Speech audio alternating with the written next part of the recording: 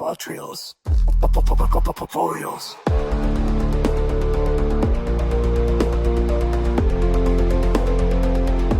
Fotocontroles. Revolucionando o conhecimento científico.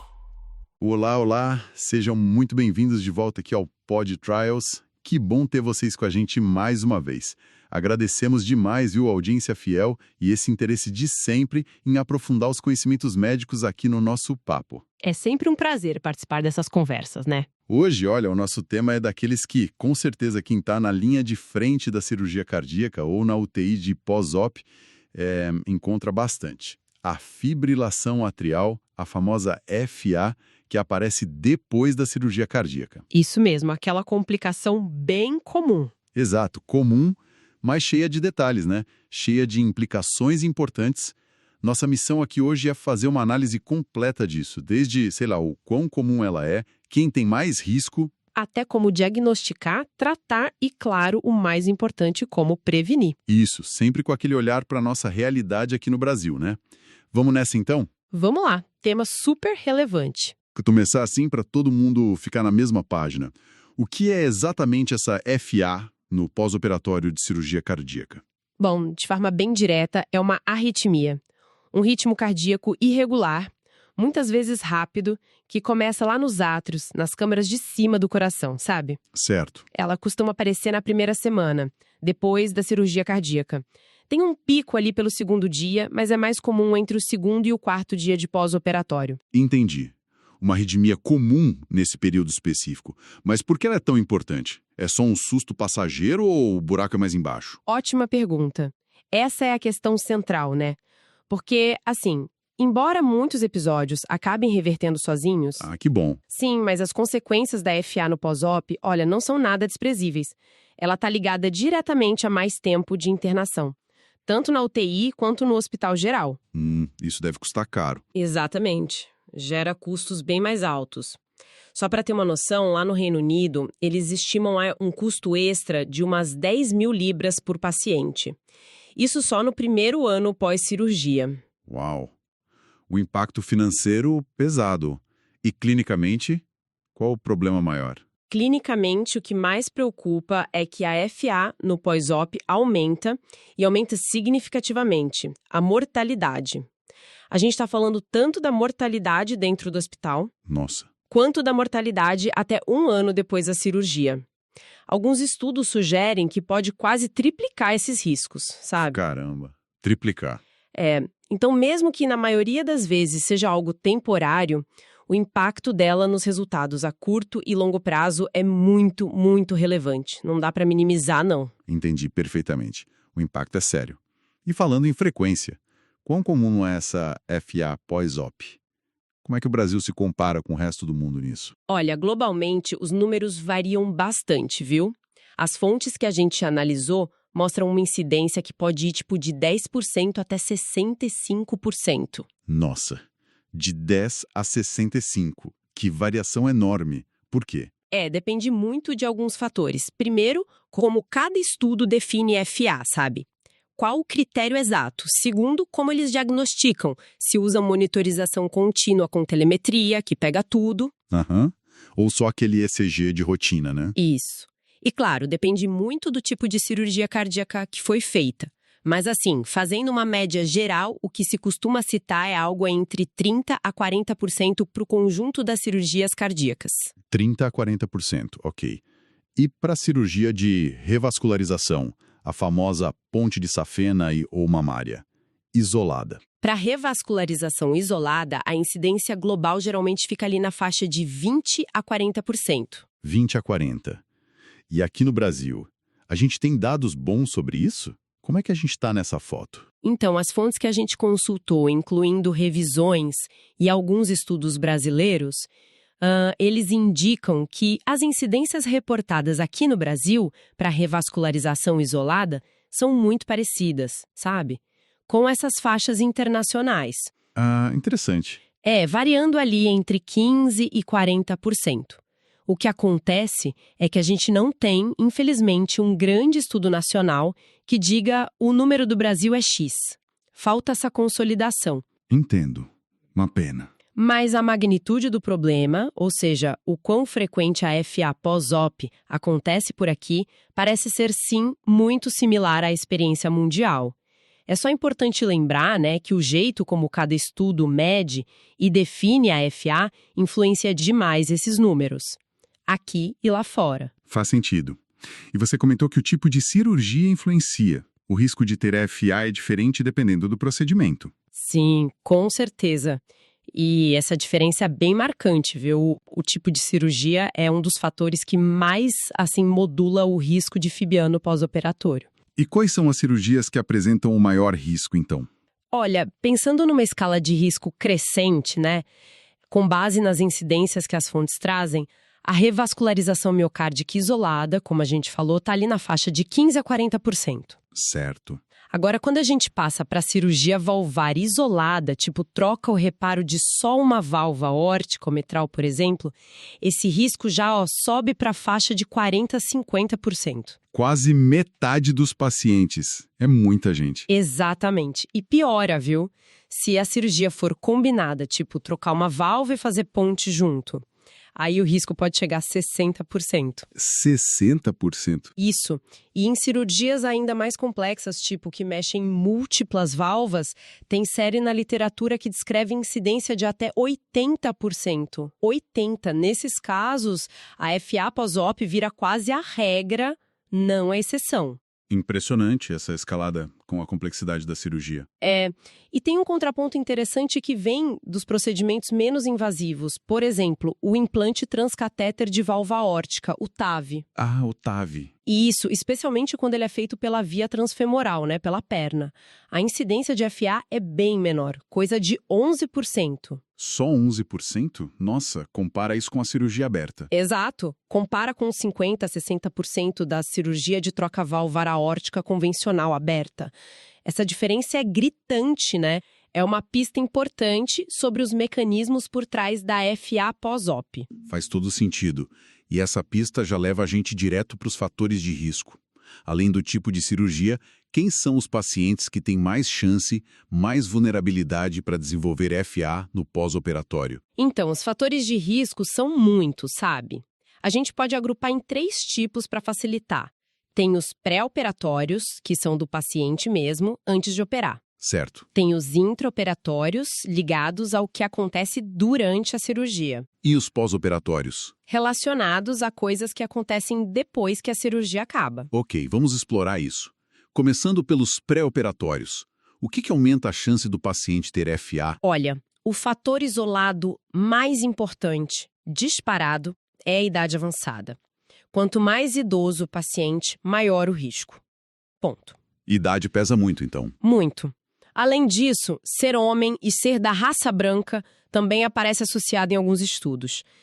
Ter tido FA antes, mesmo que tenha sido só um episódio que reverteu, a forma paroxística, isso aumenta muito a chance de ter de novo no pós-op. Faz sentido. E aí vem a lista de comorbidades, né? Hipertensão, doença na válvula mitral, insuficiência cardíaca, doença coronariana já conhecida, DPOC. Aquela doença pulmonar crônica. Isso, obesidade, síndrome metabólica, doença renal crônica, tudo isso aumenta o risco. Ou seja, um paciente mais velho e com mais doenças associadas já entra na cirurgia com um risco bem maior, né? Exatamente. E ainda tem características do coração mesmo, tipo ter o átrio esquerdo aumentado, geralmente acima de 4,5 centímetros, ou ter um estilo de vida muito sedentário antes de operar. Até isso. Fim. Algumas alterações no eletrocardiograma pré-operatório também, tipo na onda P, no intervalo PR. E níveis altos de BNP, aquele marcador de estresse cardíaco. Entendi. E durante a cirurgia, o que acontece lá na sala que pode disparar FA? A própria manipulação do coração, né? Pode causar lesão, pode causar isquemia no tecido do átrio. Isso acontece muito durante a instalação da circulação extracorpórea, a SEC. A máquina coração-pulmão. Exato. Especialmente na hora de colocar as cânulas, sabe? Nas veias cavas ou na veia pulmonar superior direita. O tempo que o paciente fica na SEC também é um fator de risco conhecido. Quanto mais tempo, pior. Provavelmente por causa daquela lesão de isquemia-reperfusão. Falta sangue, depois volta e isso lesa. Isso aí.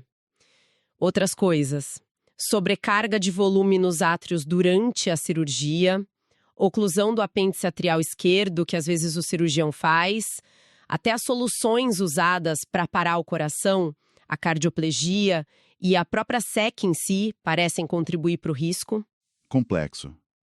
E no pós-operatório imediato, depois que o paciente já saiu da sala, está na UTI. Aí o que pega mais é a inflamação e o estresse fisiológico geral, sabe? A inflamação pode vir de uma pericardite pós-cirúrgica, pode vir de infecção, tipo pneumonia, ou até se precisar reoperar por sangramento, tamponamento. Complicações. Exato. Instabilidade hemodinâmica, precisar usar muita droga para pressão, para os batimentos, inotrópicos, vasopressores. Isso cria um estado hiperadrenérgico, cheio de adrenalina, que favorece a arritmia. Entendi. Ventilação mecânica por muito tempo, a própria pneumonia, reter muito líquido e um ponto muito importante, distúrbio de eletrólito, principalmente potássio baixo, hipocalemia, ou magnésio baixo, hipomagnesemia. É uma rede de fatores, né? Tudo interagindo. Com tanta coisa influenciando, existem ferramentas para tentar prever o risco para um paciente específico? Tipo um score de risco? Existem sim. Alguns scores foram propostos para isso. O mais famoso talvez seja o SHA-2DS-VS. Ah, o SHA-2DS-VESC. Aquele do risco de AVC na FA crônica. Esse mesmo. Tentaram adaptar ele para prever FA no pós-op também. Tem outros mais específicos, como um chamado POAF Score. Mas a gente combinou de evitar essa sigla, né? FA Pós-Op Score. Isso, FA pós-op. O problema, assim, é que ainda não tem um consenso sobre qual o melhor score, sabe? E nem qual ponto de corte para dizer esse paciente é de alto risco. E na prática, o pessoal usa esses scores? Olha, na prática clínica, o uso rotineiro ainda é baixo. Uma pesquisa lá do Reino Unido, por exemplo, mostrou que 90% dos centros de cirurgia cardíaca não usavam o score de rotina para estratificar risco de FA pós-op. Mas, teoricamente, seria útil, né? Saber quem tem mais risco. Sem dúvida. Identificar quem tem mais risco permitiria, por exemplo, direcionar melhor as estratégias de prevenção. Talvez usar uma profilaxia mais agressiva nesses pacientes é uma área que ainda pode evoluir bastante. Com certeza. Falando em identificar, como é que a FA no pós-operatório é diagnosticada na prática? Tem uma definição padrão certinha? Aqui também tem umas variações, sabe? Algumas diretrizes importantes, tipo a da Sociedade Europeia de Cardiologia, a ESC, a canadense, CCS, elas exigem que o episódio de FA dure pelo menos 30 segundos no ECG para confirmar. 30 segundos. Já as diretrizes americanas, a HCC, não colocam essa duração mínima na definição principal. E aí, na prática, no dia a dia do hospital, como mostrou aquela pesquisa do Reino Unido, O que eles fazem? muitos hospitais acabam considerando FA pós-op qualquer episódio de ritmo atrial irregular e rápido que eles registram, mesmo sem ter um ECG confirmando direitinho ou mesmo que dure menos de 30 segundos. Fica um pouco mais flexível na prática. Entendi. Uma diferença entre o que está escrito e o que se faz. E a monitorização, como ela entra nisso? Isso é fundamental. Como a FA gosta de aparecer mais ali entre o segundo e o quarto dia pós-op, né? A monitorização cardíaca contínua, com telemetria, nesse período é essencial. Ah, tem que ficar de olho direto. Exato. A telemetria aumenta muito a chance de pegar arritmia. Muito mais do que fazer só ECG de rotina 1 ou 2 vezes por dia. Muitos episódios iam passar batidos sem a monitorização contínua. Entendido. Monitorização contínua é a chave para o diagnóstico. E uma vez que diagnosticou a FA pós-op, e aí? O que fazer? Qual o manejo? Olha, o primeiro ponto para lembrar é que uma boa parte desses episódios, na verdade, é autolimitada. Ah, eles somem sozinhos. Isso. Os dados sugerem que uns 80% revertem espontaneamente para o ritmo normal em 24 horas. E quase todos, tipo 98%, revertem em até 6 semanas depois da cirurgia. Ufa, isso é um alívio. Mas e quando ela persiste ou causa problema? Quais são os objetivos do tratamento nesse caso? Os objetivos principais são: primeiro, aliviar sintoma, se o paciente tiver. Segundo, garantir a estabilidade hemodinâmica.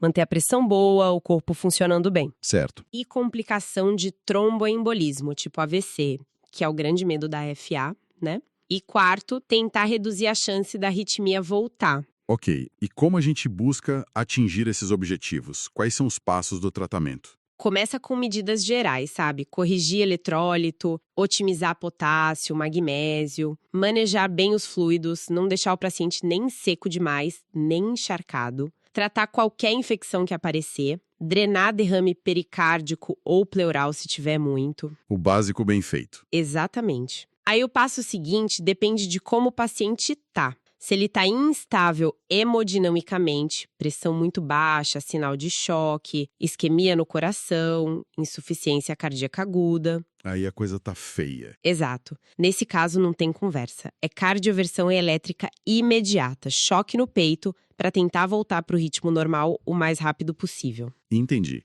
E para a maioria dos pacientes que imagino que estejam estáveis, né? Para esses que são a maioria mesmo, a decisão inicial é entre duas estratégias principais.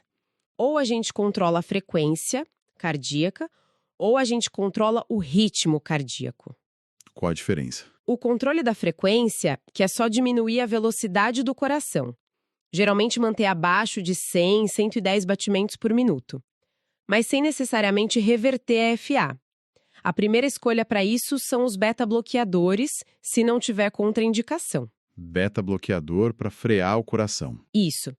Como alternativa, pode usar bloqueador de canal de cálcio não dihidropiridínico, verapamil, diltiazem. A digoxina também entra como opção em algumas diretrizes, como a americana. Ok, isso é controle de frequência.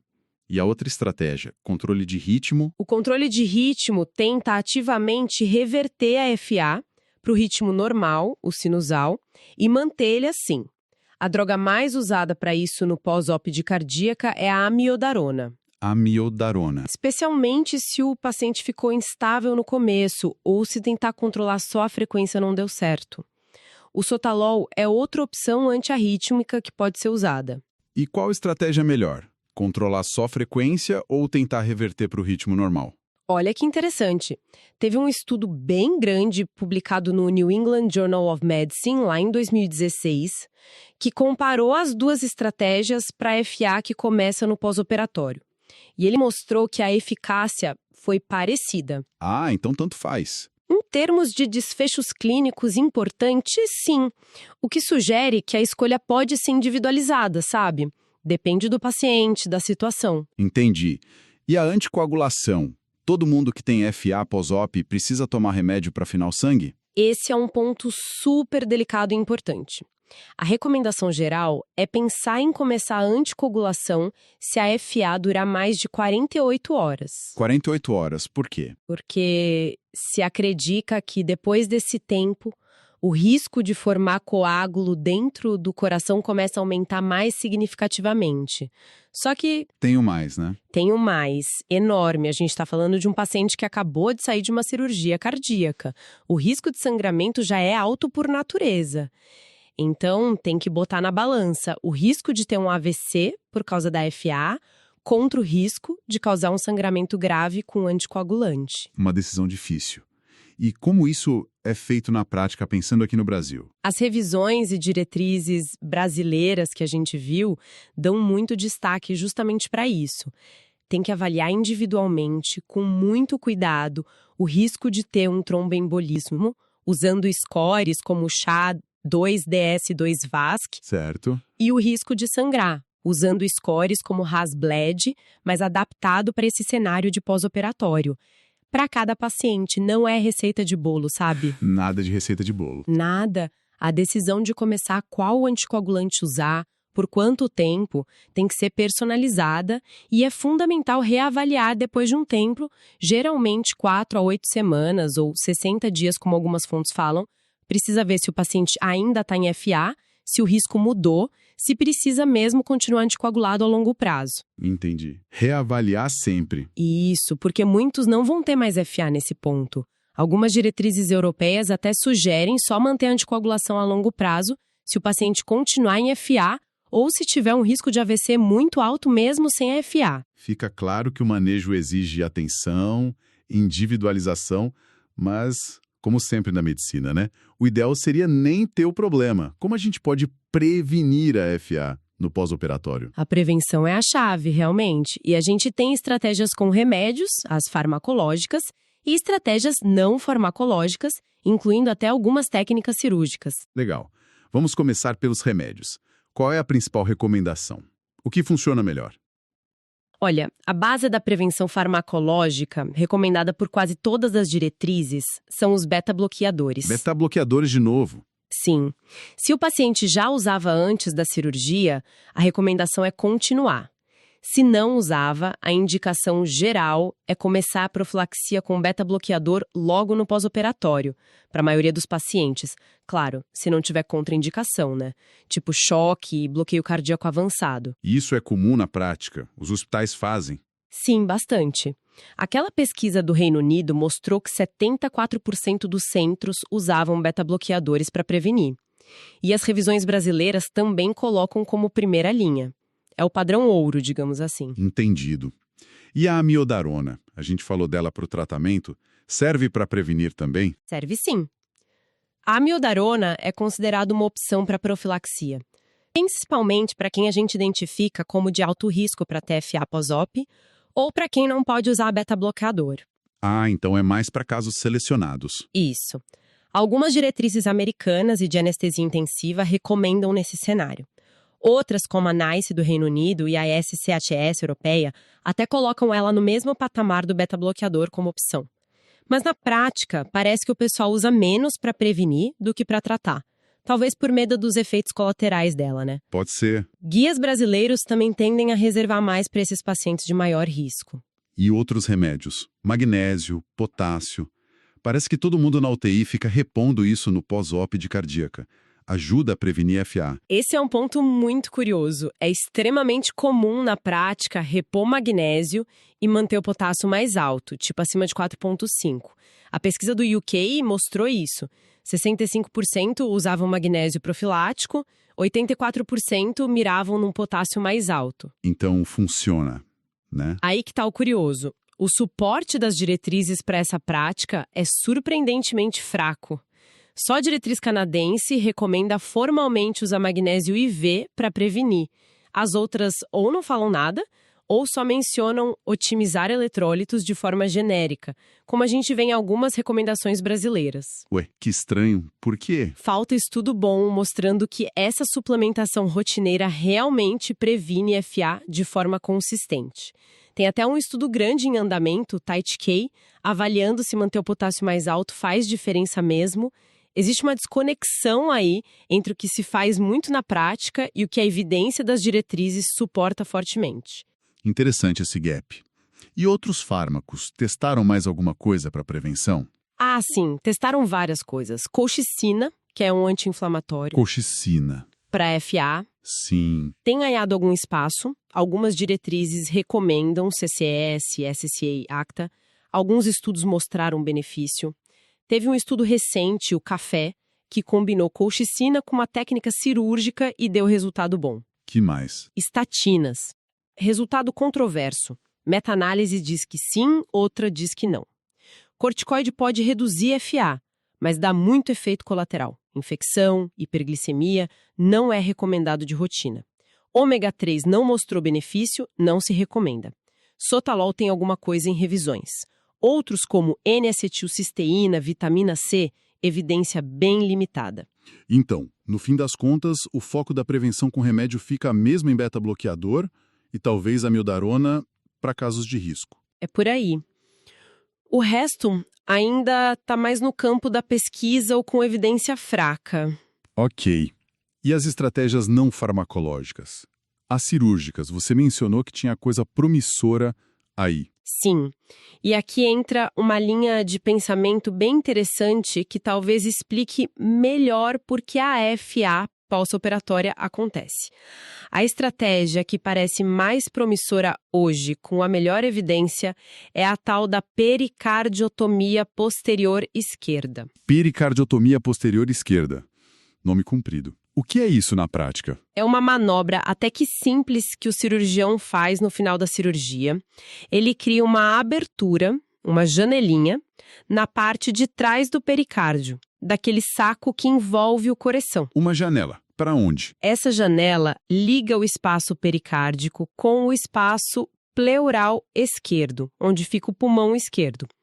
A ideia é que qualquer sangue ou fluido inflamatório que fique acumulado ali ao redor do coração depois da cirurgia possa drenar livremente para a cavidade pleural. E da pleura sai pelo dreno de tórax normal. Exatamente. De lá é mais fácil remover com os drenos torácicos que já são colocados de rotina. Entendi a técnica. Mas por que drenar esse sangue do pericárdio ajudaria a prevenir a AFA? Qual a lógica? Aqui está o ponto fascinante que conecta essa técnica com a causa da AFA pós-op. Acredita-se cada vez mais que aquele sangue que fica empoçado no pericárdio depois da cirurgia não é inofensivo, sabe? O que ele faz? Esse sangue se degrada, libera hemoglobina, ferro, ativa a coagulação ali localmente, forma trombina, fibrina e atrai um monte de célula inflamatória tipo neutrófilo. Isso tudo cria um ambiente de inflamação intensa e estresse oxidativo bem ali na superfície dos átrios e naquelas almofadinhas de gordura que ficam em volta do coração, que são cheias de nervos autônomos. Então, a inflamação local irrita o coração? Exato. Essa inflamação localizada funcionaria como um gatilho poderoso para disparar a FA num coração que já está vulnerável pela cirurgia, pela idade, pelas doenças prévias. Faz muito sentido.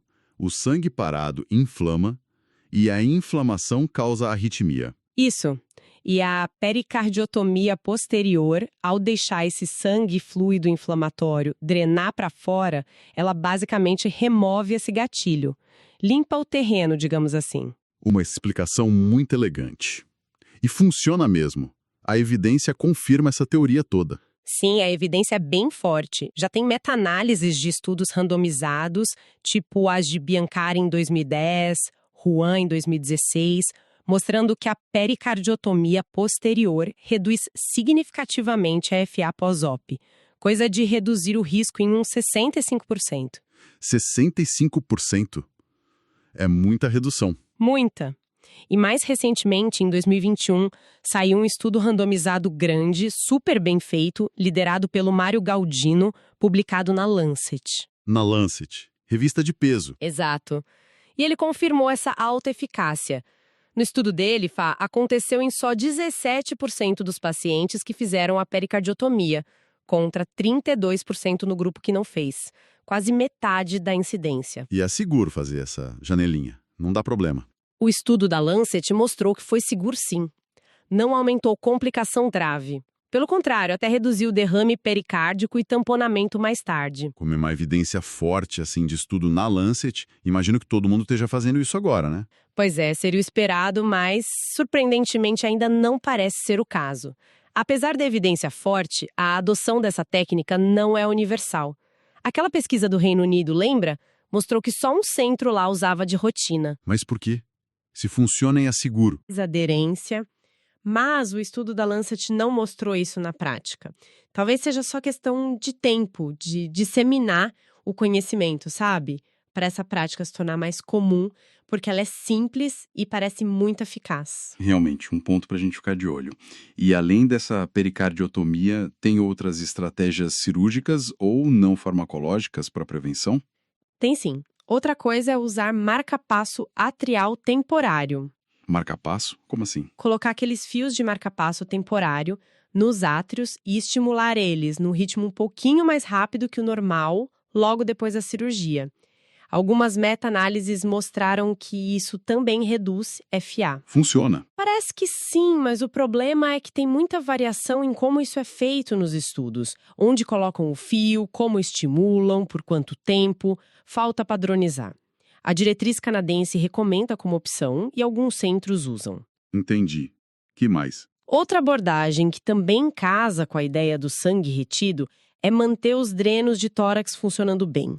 Usar aqueles dispositivos que ajudam a limpar os drenos ativamente, tipo o Pluroflow. Para garantir que o sangue saia mesmo. Exato, para garantir que o sangue seja bem evacuado do tórax. Alguns estudos clínicos mostraram que isso também reduz FA, coisa de 33% a 50% de redução, o que reforça a ideia de que o sangue acumulado ali é problema, né? A gente sabe que entupir dreno com coágulo é comum, acontece em até 1/3 dos pacientes e está ligado a mais FA e outras complicações. Faz sentido. Limpar a área é importante. E, por último, tem o procedimento de MACE, que é uma ablação cirúrgica para tratar FA, mas isso geralmente é feito só para quem já tinha FA crônica antes da cirurgia principal, não é bem prevenção para quem não tinha. Excelente. Nossa, cobrimos muita coisa importante hoje. Então, só para a gente amarrar as ideias principais. FA no pós-operatório de cardíaca é comum, principalmente em cirurgias mais complexas, e impacta de verdade os resultados dos pacientes, tempo de internação, custos. E mortalidade, não podemos esquecer. E mortalidade. O risco depende de um monte de coisa. Do paciente, da cirurgia, da inflamação, da hemodinâmica depois. O manejo precisa controlar a frequência ou ritmo e decidir com muito cuidado sobre anticoagular, pesando sempre os riscos. Isso, individualizar sempre. E na prevenção, beta-bloqueador é a base. A miodarona talvez para alto risco, mas essas estratégias cirúrgicas que miram na inflamação local, como a pericardiotomia posterior, parecem super promissoras, né? Baseadas numa ideia mais profunda do porquê a FA acontece ali. Exatamente. E essa compreensão do papel do sangue retido e da inflamação local leva a gente para um pensamento final, talvez um pouco provocativo para a nossa audiência refletir. Manda lá. Se essa ligação entre o sangue parado no pericárdio, a inflamação que ele causa ali e o gatilho para FA é tão forte como a evidência sugere, e se uma manobra mecânica simples, como a pericardiotomia posterior, funciona tão bem, será que o foco futuro da prevenção não deveria mudar um pouco? Mudar como? Mudar mais das drogas sistêmicas, que agem no corpo todo, com seus efeitos colaterais, para estratégias que garantam uma limpeza mecânica eficiente ali do espaço pericárdico, do mediastino, naquelas primeiras horas e dias cruciais depois da cirurgia. Interessante. Talvez a solução mais eficiente esteja menos em remédios gerais e mais em como a gente lida com o ambiente local, ali ao redor do coração, que acabou de ser operado. Fica aí a reflexão. Uma reflexão muito pertinente mesmo, que com certeza vai render discussão. E com essa provocação, a gente chega ao fim de mais um Pod Trials. Foi uma análise densa hoje, né? Mas esperamos que tenha sido útil. Muito obrigado, turma, pela companhia, pelo interesse de sempre. Obrigada a todos pela atenção, pessoal. Continuem estudando, continuem questionando as práticas e buscando sempre o melhor para os pacientes. O conhecimento, o pensamento crítico são as ferramentas mais poderosas que a gente tem na medicina. Um grande abraço e até a próxima. Conhecimento Trials